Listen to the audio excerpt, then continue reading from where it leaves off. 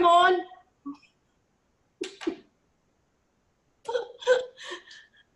There's lagging, so I cannot see. Now only I can see you. Hi, good evening. Have you taken your dinner?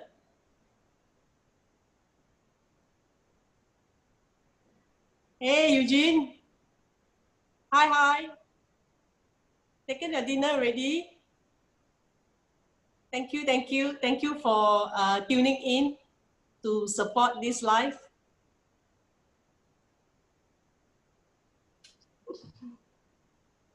That's nice to see you all here. Yeah. Usually I do this live over the weekend for the past few weeks because of circuit breaker. But now we are into the 4th day of phase 2. So over the past weekend, right? As in like over the weekend is the first weekend phase 2. So I think most of people are actually out viewing, and for people who has been longing to go shopping and dining out, I think a lot of people are outside. Yeah, so that's why I choose to do it today.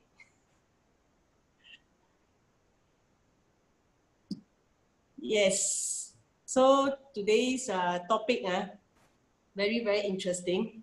It is how real estate can enhance your retirement. Yeah, so retirement here is actually a huge, it's a big word lah. We're going to do this, we'll try to be interactive so that I will actually get the audience who actually join us today, this evening, to participate. So we can actually have a little bit of chit chat. If we can actually do a bit of discussion. Good? Okay. Yeah. It's more of a sharing session today.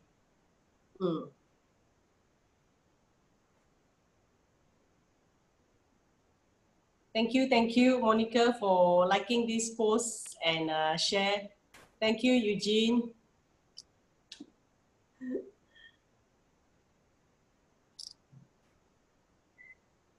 Okay. Okay, I think there are some people joining in now. Thank you for tuning in. Okay, before I start, a little bit of introduction about myself. My name is Ming from Ming Property. Okay, right.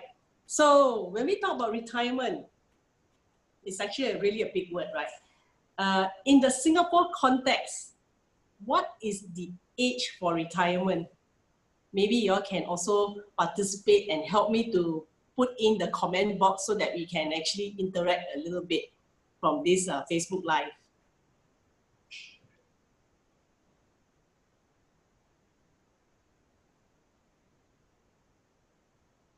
Yep. Okay, actually when we talk about retirement, right, of course, Singapore context, that's right, the age is 62 years old. That's the retirement age as we speak now. But again, moving forward, we won't know. Probably it may increase to 63, 65, because people just get younger. Yeah, correct. I don't feel my age.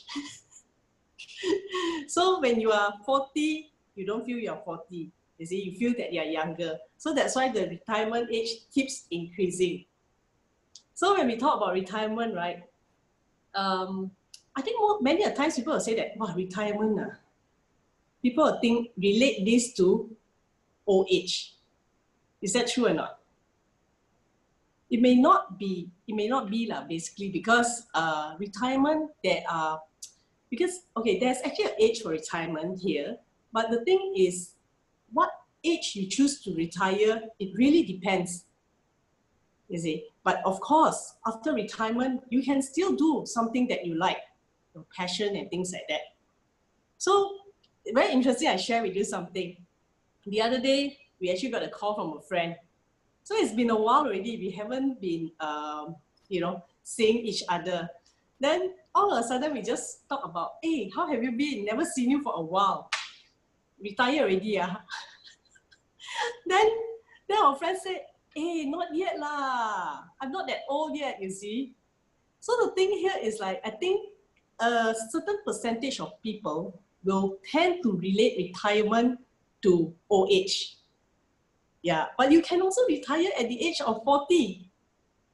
You see, I mean, I've like met like a few people and then I ask them, hey, what are you doing now? Oh, semi-retired. I say, oh, that's good. They say, oh, now I'm not working anymore. And what do you do? Investment. I say, oh, okay. So basically, you know, so it really depends lah. So to me, retirement, there's no right or wrong answer to this basically. It can, some people say, oh, retirement is like, I do not have the value anymore to add, no more value add lah, to the company and stuff like that. Another group will probably see it as financial independence. I have actually achieved what I wanted to, then I can actually proceed to do what I want. Correct or not? Yeah. Hi, Chan Chan. Give me a love if you can hear me. Hello, hello. Thank you for coming in to support this series where I talk about retirement. Okay, so when we talk about all this, right, why is it so crucial that people need to actually plan for retirement? Right, we talk about like what is retirement. Then next you need to know that, okay, why is it crucial that one needs to plan? How is like, at what age should a person plan for retirement? 30, 35, 40? Actually, there is, you can, the day that you start working is the day that you should actually plan already. That should be the right way to do it. But the thing is like, many of us, we probably don't do that until later stage. Yeah. So probably some may plan earlier, 30, some is 25, some 35, 40. Okay, and then how do you plan for retirement? You see, because I used to ask myself, one way is to save our hard-earned money in the bank. But is that the right way to go or not? Because the thing is like, I think bank interest rate lately has gone down. A couple of days, I think the rate was like 1.1%. Correct. So it's actually pretty low lah. So if you actually save the money in the bank, right, you also must ensure that it's actually able to actually hedge against inflation. Yeah, correct. Correct. Sorry, specs fog. Cannot see. Very hot, very hot. Financial independence. Hi, Susan. So happy to see all these people here. Have you eaten already? Okay, financial independence and retire early. Correct, correct. That's the concept of retirement. Yeah. Hi, hi, gorgeous. So again, here is like, oh, okay. One way is to save the hard-earned money in the bank. But is that the right way to go or not? Yeah, okay. Then another way is to, I think a lot of people also buy insurance plan, which is good, right? I think some will look for endowment plan where you start contributing for a period of 20, 25 years. So at the end of the 25 years, you can actually take out the money that you have been paying. That's also another way to do it. Yeah. Okay, I see here. You can't see, you can't hear me. Sorry, there's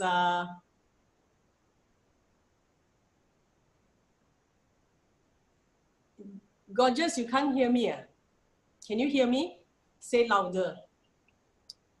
Okay. Plan early. Someone say plan early. Yes, Monica. Retire at your will. Choose to work and not forced to work. Yeah, I like that. I really like that. Because the thing is like, it would be nice if, let's say, you want to stop working, you can stop, but you still want to continue because you love what you are doing. I think that one is okay.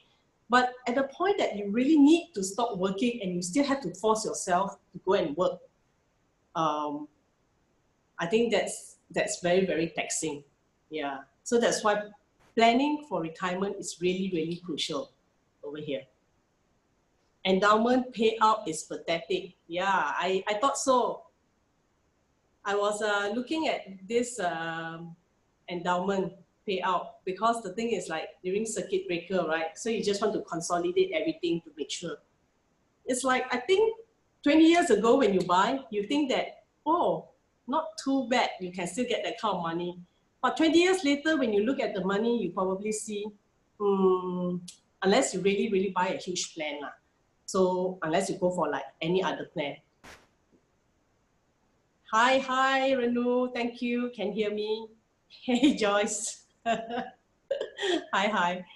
Okay, so another way here, we talk about how to plan.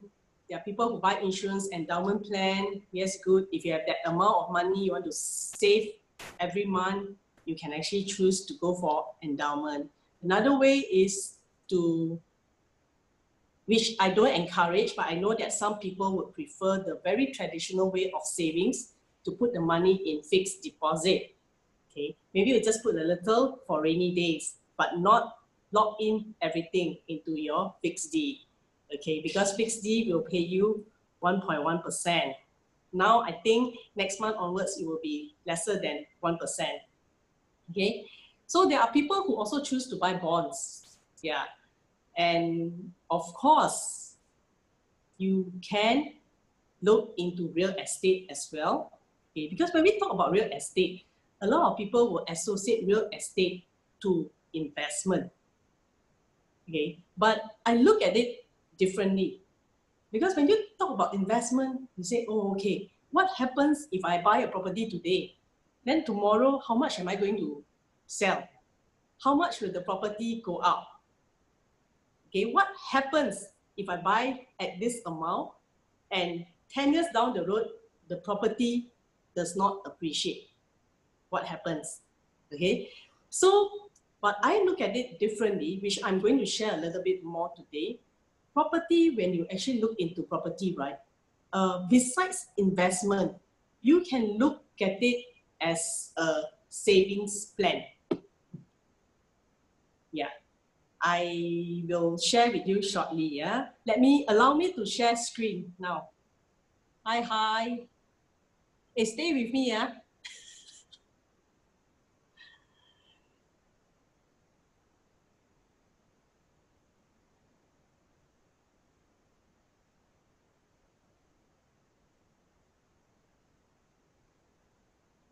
Okay.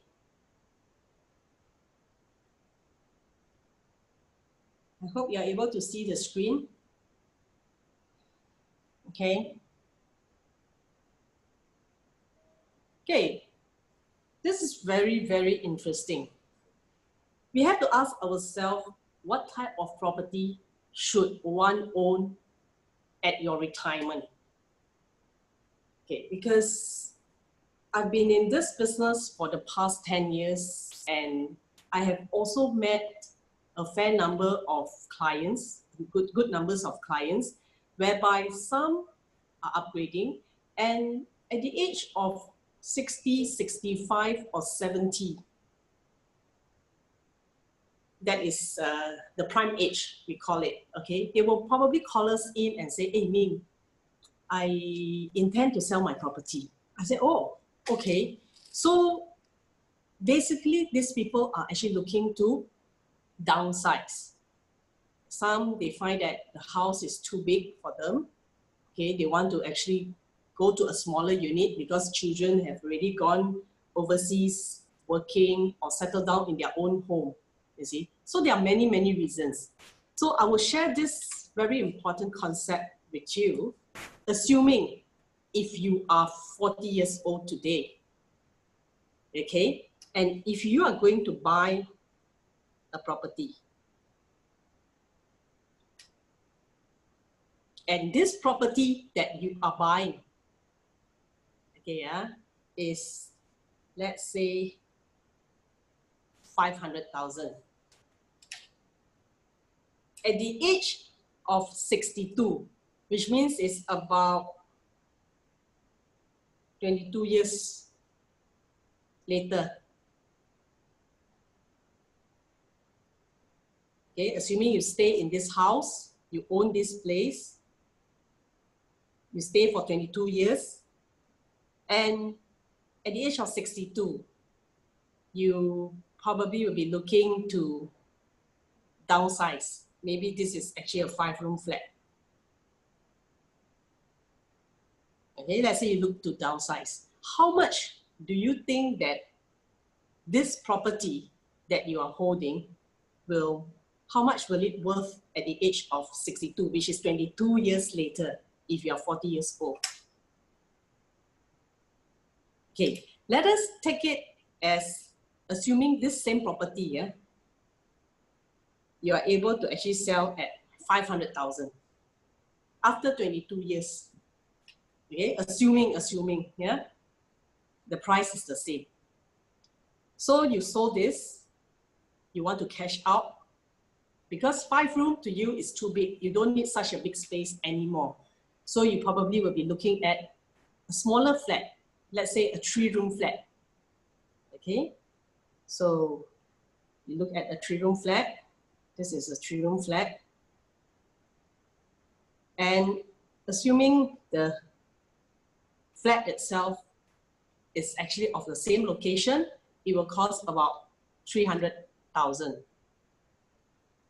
So in other words, you are able to cash out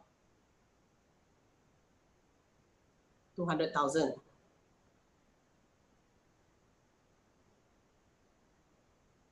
For retirement, okay? If today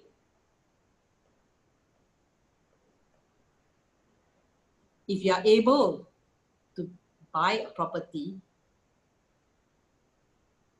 of 1 million,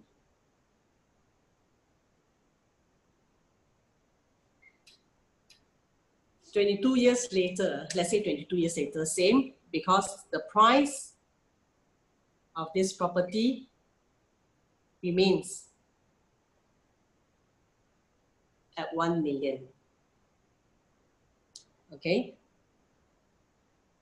So let's say if you need to downgrade, right, or downsize to a 3-room HDB, this is a condo, okay, right, and assuming this HDB is 300,000, what is the amount that you have for retirement? Do you see it?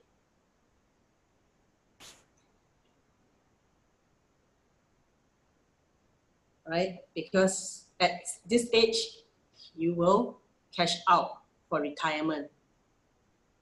So which one would be better? Look at that, 200K, 700K. Which of this figure you think that you are able to retire comfortably? Because when we want to retire, right, we talk about you want to retire comfortably, and hang on, let me,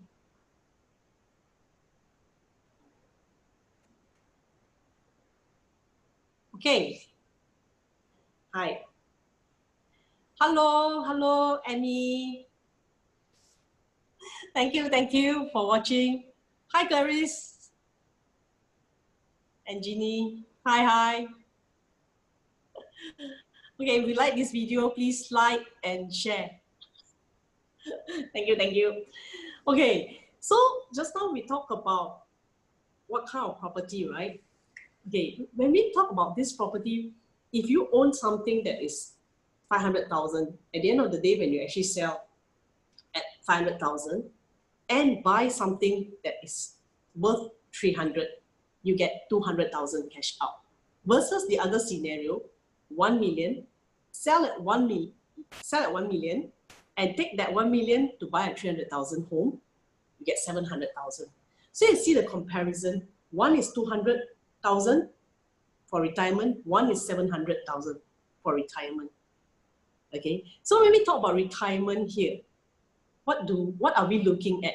We'll be looking at, we want to enjoy, we want to enjoy life basically. We still want to actually have the comfortable lifestyle and not foregoing the lifestyle that you're enjoying now. Okay, you do not want to cut down every single thing and then you can't do, and probably frustration will set in. Okay, for people who have got family, who have children, the thing is, I think you do not want to transfer the burden to your children. Reason being is because I think things are getting expensive, right? So you do not want your children to be in the sandwich class. Basically, they have to take care of their children next time. And at the same time, they also have the obligation to come back and take care of us. So in a way, if you really plan well, you can also free them from doing such a thing moving forward. Yeah. Hello, hello. I just say hi to some of the audience who just logged in. Yes, okay. Maybe because I think there are some questions here. I will probably take some questions before I show you the next segment. Okay, I've got Adeline asking, assuming the property owned is fully paid. Yes, we take it as this 22 years, right? At the point when you actually buy 40, at the age of 40, and after 22 years, you're 62, the property that you have already purchased has already been fully paid. Yeah, so basically at that point, what is the person's decision? Because I have actually met these few clients who actually cash out for retirement. Some of them actually told me and said that if only they would have bought a larger quantum property today, they probably will be seeing more in the bank account. Yeah, but the thing is, a lot of them start to tell us that unfortunately, 20 years or 30 years ago, they did not need anyone who was able to actually come forward and share this with them. Yeah. I'm going to share with you something very, very interesting after this. So please do not leave this Facebook Live if you're with me, okay? I will share with you the concept, and from here, you'll also be able to look at your asset that you are holding, or if you're planning, I think, to buy one, I think this will be very, very useful for you all. Hello, hello. Hi, Rachel. Hi, Joan. Okay, someone say, let us be the last sandwich generation. Yes, otherwise it's going to be very taxing. Yeah, you have the future generation to take care, and then you also, you know, our children will need to actually come back and take care of us. Yeah, correct. Yeah. So let me actually share this with you guys. Thank you for watching. Hi, for those people who just tune in to my Facebook Live, I hope you all have already eaten your dinner and stay true, right? We will actually run through this. Okay, someone just asked in the comment box here, excluding interest, 700,000. Okay, Monica just key in something here, 700,000 over 22 years. Oh, okay. Are you referring to per day basis, Monica? Yes, right? So per day is just this amount. Okay, I'm actually going to share, which I actually promised you, allow me to share screen.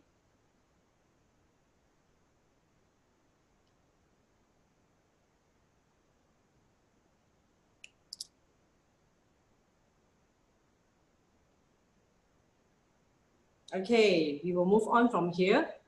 So you see the type of property that you actually own is very, very crucial. Because at the end of the retirement time, when you look at the amount of money that you are able to actually cash out,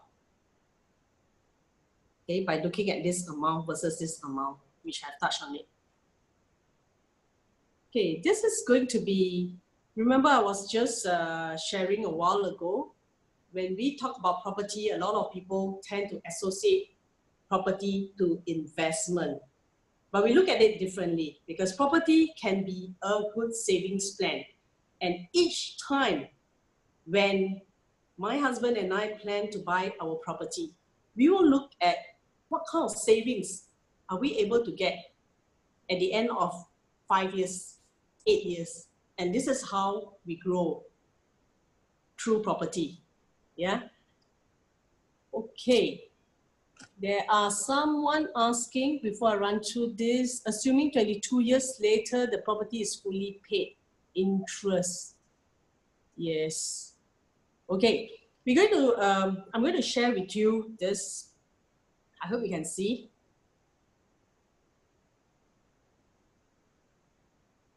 Okay. Let us look at this savings plan that I have tabulated to share on my Facebook Live today. Assuming if you were to buy a property today and the amount of this property is 1.2 million.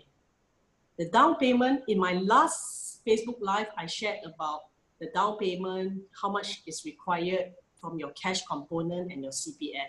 So let's say your cash over here, your cash component is 5% and 20% from your CPF, 240, okay? This is your cash, right? And this is the stamp duty that you'll be looking at. So your down payment here, we are looking at 332,600. 332,600, okay? In terms of cash, you basically need 60,000. If your CPF has enough to cover this portion and this part over here.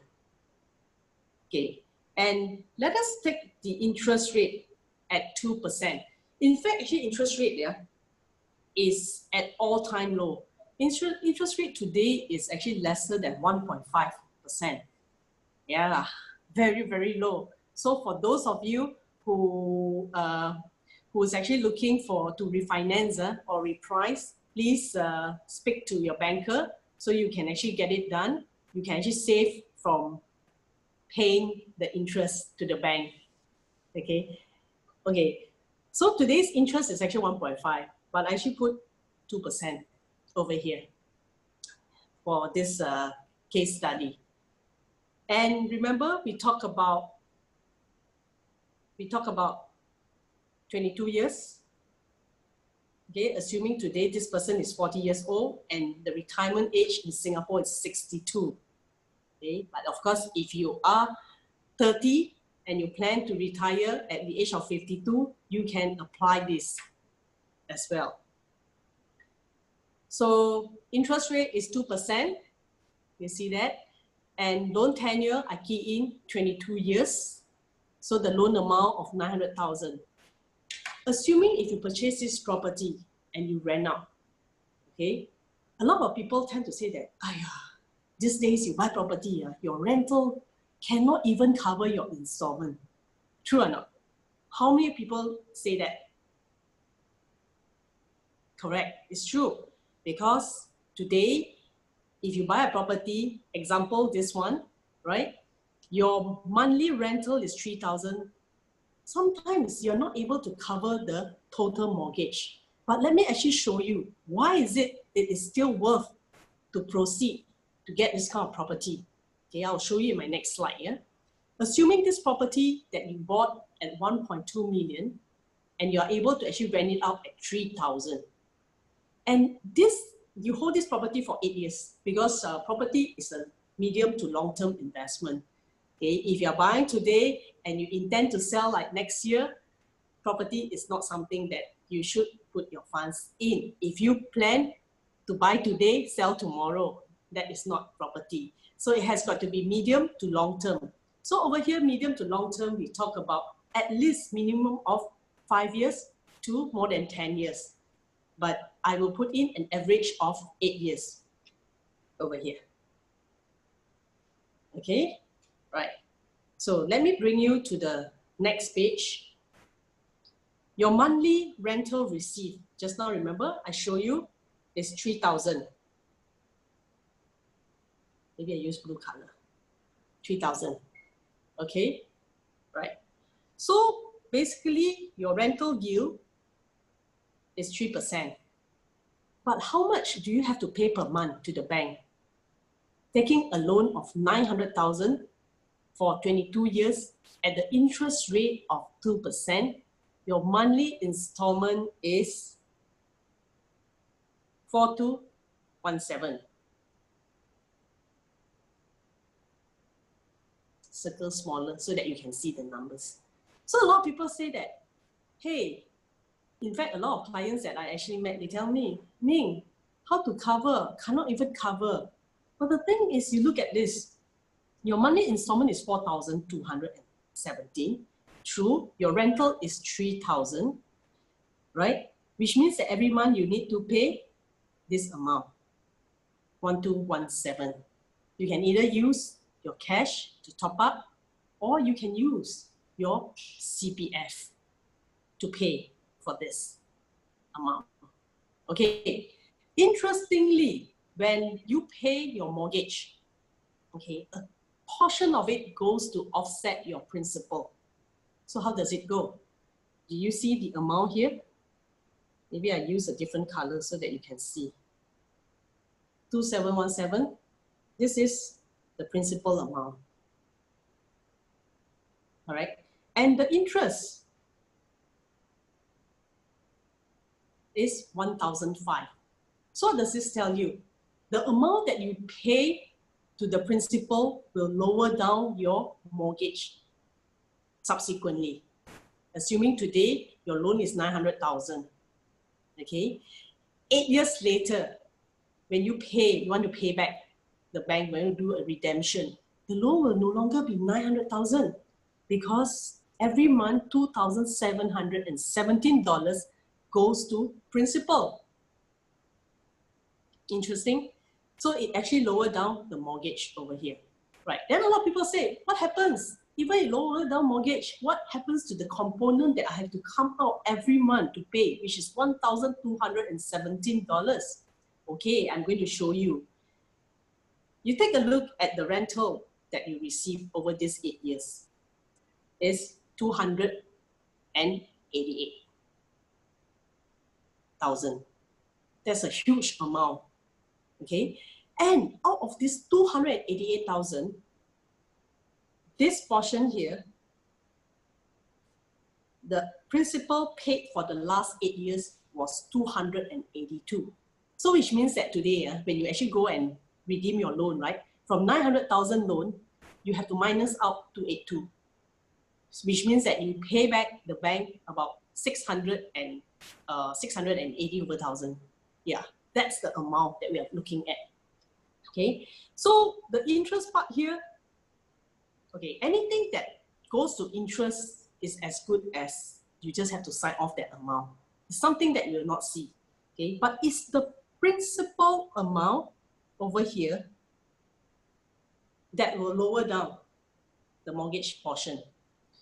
Okay, now we talk about passive income. Okay, how to get the passive income?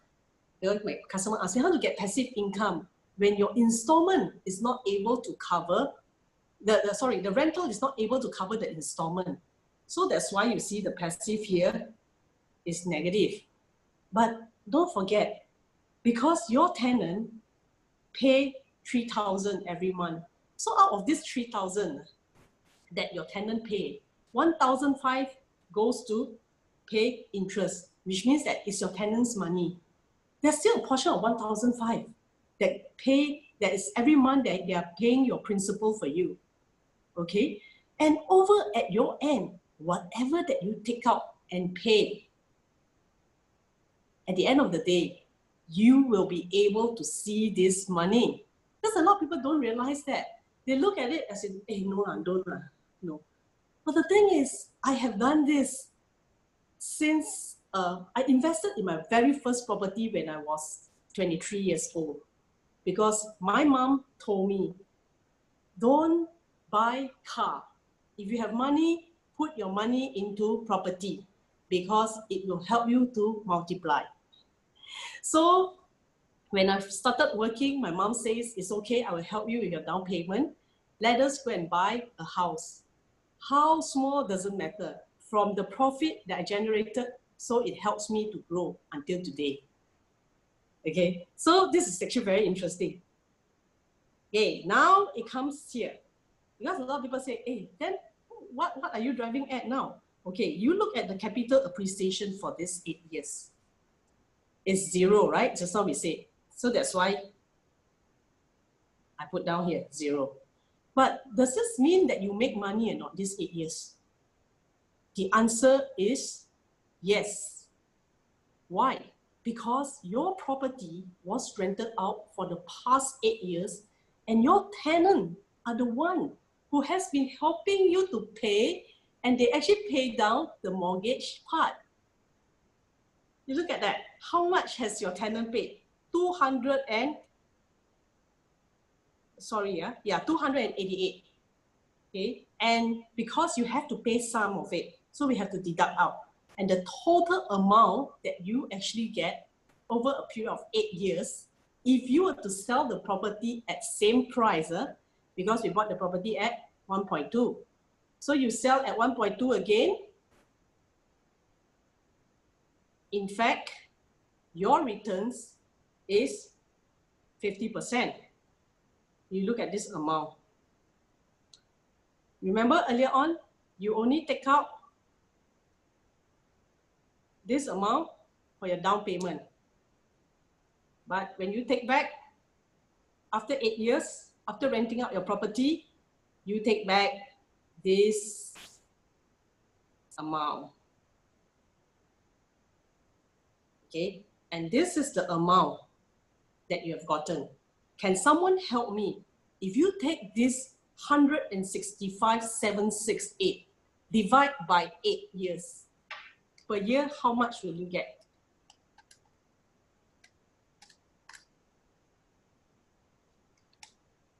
Yeah, I just saw someone say leveraging on other people's money. That's true, that's true.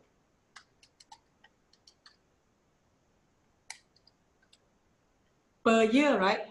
This amount, if you divide by 8 years, per year, you are getting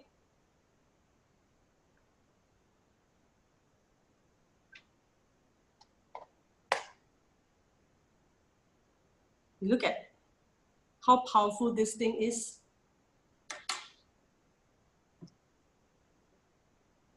Hang on, I'm coming back.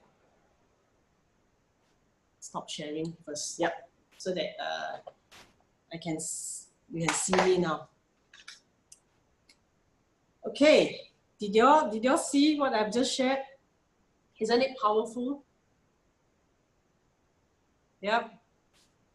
So, do you think that if you park that funds in property, how you can actually leverage? One, you leverage on the bank. Two, you are using your tenant. The tenant is helping you to pay. At the end of the day, who owns the property? You own the property. And of course, if you don't hold your property until like 22 years later to sell at the age of 62, which means that you're selling after 8 years, how much are you getting back? How much extra will you be looking at it? So after 8 years, what do you do with this money? You take out, you reinvest.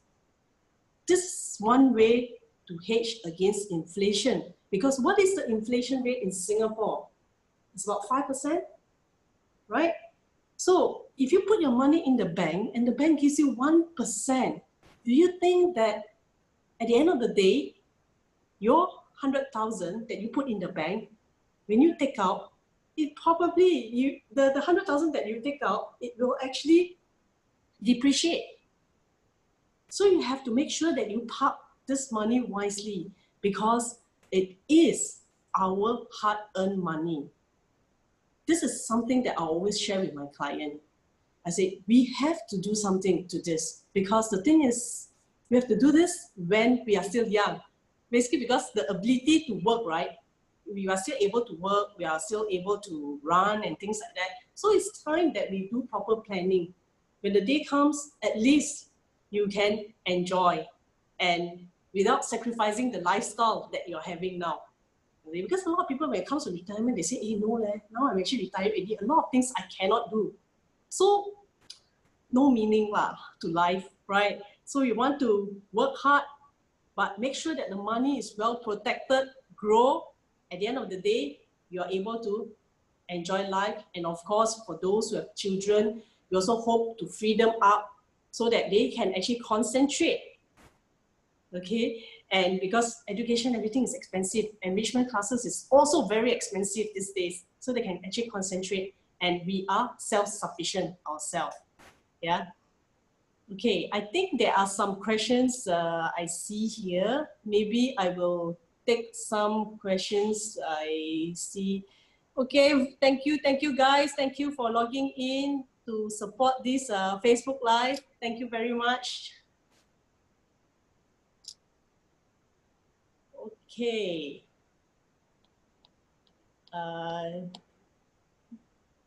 Not many questions, but then if let's say if you guys have any questions, please put in the comment so that we can discuss, because sometimes I heard a lot of people say, hey, Facebook Live, how to do a discussion, you know. Actually, it can be. We just need to have a very active audience so that we can chit-chat. Correct or not? Yes, that's right. Thank you. Someone just say yes. Okay, right. So this is something that I wanted to share with all today, right? Because in my last Facebook Live, there are some people who drop me a message and start asking a few questions. Then I say that, hey, why not? You know, after the last session, this session, we decided to actually share on how real estate can enhance your retirement. So this is how you do it. Yep. So, okay, someone says that I want to retire in 3 years' time. Yes, you have taken your very bold, important step, Susan. Yes. Yeah, you have already taken a very good action already. So that's good. All right. Anyone has any questions?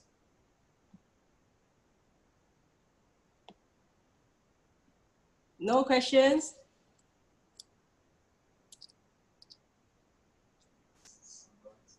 Okay. So basically here, I can't wait 8 years. Yep. Someone say can't wait years. Yep. 3 years for you. 5 years lah. Normally we look at about 5 years. So this is okay. Since there's no other questions that come in, what I will do is I will do a summarize on what I have shared earlier on for the benefit of those who just tune into this Facebook Live. So basically, there are many ways that you can actually look into to grow your funds for retirement. So basically, number one, rule of thumb, start early, okay? Two, we talk about the ways that you can grow, and one way is actually through real estate. And real estate is not about investment all the time. It actually helps you to elevate your savings. Yeah, the position of your savings, you see. Because how many people can really discipline yourself to save a certain amount every month, 2,000 a month? I think it's difficult, right? But then if you buy a property and if your tenant is paying probably 2/3 of it, you just need to come up with 1/3, right? And every month you're doing it, you can use your CPF or you can use your cash component. That makes it simpler for you. And if you are able to actually do that, right, at the end of the day, the funds that you have put in the property, it comes back to you because it goes to pay off your mortgage. Yeah, correct. Okay, right. So, okay, so I guess it's actually wow, the time check now is 9:45. Yeah, time really flies when you have something good to share. Yes. Yeah. Okay, guys, thank you very much for your time this evening, and thank you to all of you who have taken time to log in to this Facebook Live to support, right? If you like what I'm sharing, please like and share, okay? And go and like my Facebook at Ming Property, and we will broadcast on our next Facebook Live. And I hope that this sharing has benefited you, okay? So if you do have any question, just drop me a message at Ming Property, okay? Until then, and of course, maybe before, because I still see like people coming in, because we are coming to the end of this Facebook Live. But anyway, thank you very much for logging in. If you have missed the very first part, right, you can always go and play back this Facebook Live. It will be recorded, the recorded version of this, okay? So, hello, hi Richard, Ginny. Hello, okay. So I thank you all for logging in again, okay? And this is phase 2. I think a lot of people are already back to the old norm, even though what we are doing now is a new norm, okay? So, but remember to always stay safe, take good care of yourself until I see you. Cheers. Take care. Bye-bye.